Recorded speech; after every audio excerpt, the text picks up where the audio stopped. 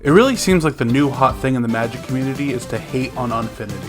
Maybe it's just the flavor of the month. The Magic community is notorious for hating on anything, especially if it's new. It's the same vein as like, this is the death of Magic. A new big thing shakes up how Magic is played, and people are saying that Magic is done for. And some people will say, oh, I'll never play a game with someone that runs those cards. There's a saying about Magic players. Magic players complain about everything. You can put a $20 bill in the back of their pack, they complain about how you folded it. This happened with Secret Lairs, this happens with Universes Beyond, and this will happen until the eventual heat death of Magic. But it really sucks because Unfinity seems really rad.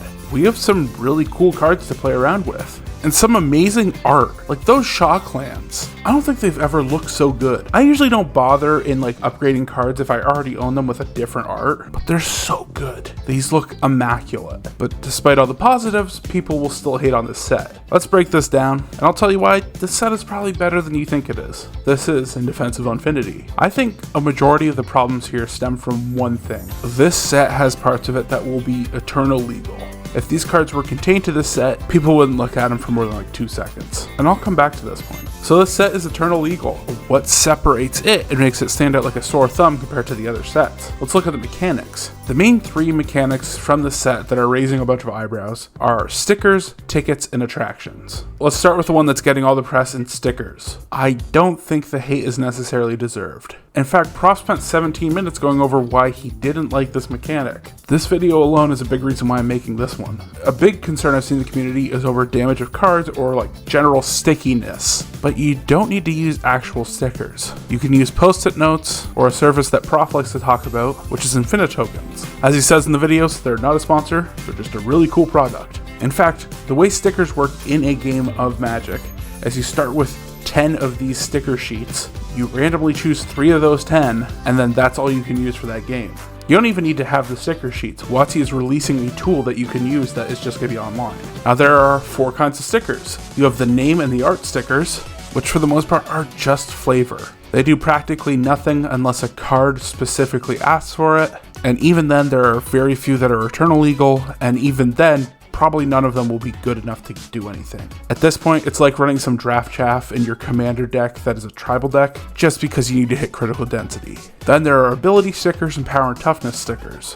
What is the difference between these ability stickers and ability counters? What's the difference between these power and toughness stickers and +1/+1 counters or cards that just change the base power and toughness? These cards are playing by the rules of Black Border Magic.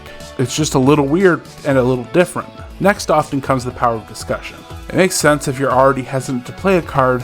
The next worst thing would be seeing these cards constantly pop up in top 8s. I get that, but stickers are almost inherently inconsistent. If there's a single sticker card that is consistently busted, there is a 3 in 10 chance that you can even have access to it.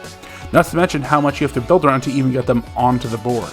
You get stickers by paying for them with tickets. So let's go over there now. Tickets are a resource counter. It's just like energy or experience. I think that alone should show that like tickets are alright.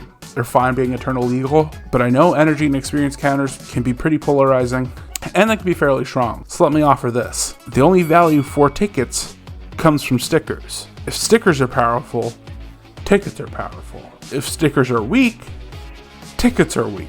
And we already said there is way too much variance with stickers for it to be decently playable. Therefore, tickets are a non-problem. This only leaves one more problematic mechanic, which is attractions. Okay, so to play attractions, you have to have an extra deck around. It's like contraptions from the last Sunset. It's a completely separate deck. You have a deck of these specific cards, and you only play around with them when one of your cards from the core deck actually says to do so. I can see why people would be annoyed by this, but I think I have to chalk this up to Magic just being an ever-evolving game. New things are going to come out, and you're not going to like them, but change is an important part to this game so it can stay alive. You play an attraction when prompted to, and at the beginning of your turn you roll a d6. If you roll one of the numbers that is lit up on the side, you get to do what's on the card. 6 is always a hit, 1 is never a hit. Weaker effects usually have higher odds, and even the stronger effects are pretty tame. So dice rolling is an inherent part of this right away. This isn't nearly going to be consistent enough to see competitive play. If you're complaining about dice rolling in Black Border Magic, direct your complaints to a D&D set that's over a year old now. Not only are attractions too weak to be anything but like a joke deck, they're also artifacts. You can use Vandal Blast and totally hose someone's attractions deck. Not to mention, dungeons and emblems are already things in Magic. You can't interact with these cards, and attractions are more fair than emblems. So mechanically, I don't think Unfinity is like so broken. I don't think it's gonna go crazy and break into every top 8, or totally take over all of your commander pods, outside of maybe a few individual cards. I've covered the mechanical reasons for why Unfinity is fine in Magic, but I think another thing that isn't setting well with people is the flavor behind it. The art, the world building, the flavor text, the names. This is going to be a much shorter thing to argue against. People look at Space Carnival and say, this isn't Magic. So this isn't Magic, but a set glorifying 1920s mob culture is. So this isn't Magic, but a cyberpunk Tokyo set is. This isn't Magic, but Stranger Things, Walking Dead, Street Fighter, and Fortnite is. These are all recent additions to Magic, but alters have been a thing forever. Unfinity is goofy, but Magic is goofy. This is the way we're moving, and this is the way we've been moving for a while now. You're not going to like every set's flavor, but it's going to hit some really niche audiences. Eventually something will come back and hit your niche audience too. And eventually will hit Cowboys for me. If you've made it this far in this video and you still think Unfinity is the worst thing to ever happen, I understand that I probably can't change your mind. Really isn't as bad as you think it is, but everyone's entitled to their opinion. But I've covered how mechanically it's pretty on par with the rest of Magic and it's not too abrasive, and I've covered why it really doesn't stick out as much of a sore thumb as you might think it does. But I think there's more to it than just what the set alone is offering. I think this set is getting a lot of bad press because of what's going on around the set. Magic burnout is a real thing. Everyone's been talking about it. Even I have a video about it. And to go with that, this set was supposed to come out back in April, and that's crammed in and coming out the same day as the new Warhammer decks. There's just too much product to keep up with. And when I made that burnout video, people were saying, oh, well, you don't have to buy every set that comes out. I don't. If I did, I'd be broke. It's just crazy to keep up with everything and everything that's going on. So people are already feeling overstimulated. It's easy to look at the next product not too fondly, but I think there's also a lot of negativity on top.